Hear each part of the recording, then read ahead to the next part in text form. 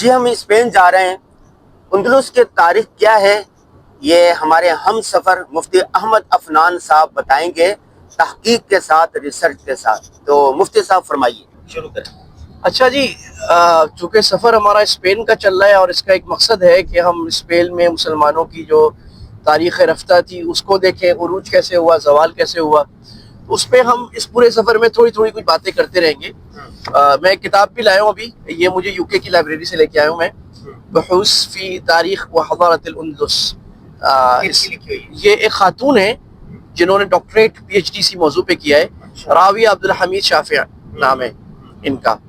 یہ جامعۃ حلوان سے چھپی ہے اور یہ یو کے کی لائبریری میں، آپ اندازہ کریں نا، یو کے کی محلے کی لائبریری میں، وہاں سے میں لے کے آیا ہوں. ابھی میں جا کے واپس کروں گا ان کو.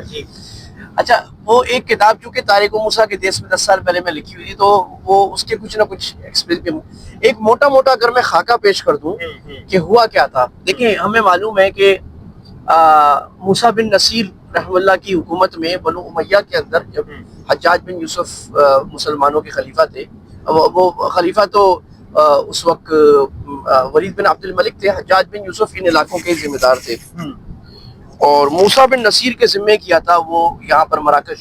تو انہوں نے طارق بن زیاد کو بھیجا تھا اور طارق بن زیاد نے آ کر اندلس پہ پہلا حملہ کیا. اور وہ جو حملہ تھا وہ اصل میں وہاں کے رہائشیوں کو ظلم سے بچانے کے لیے تھا.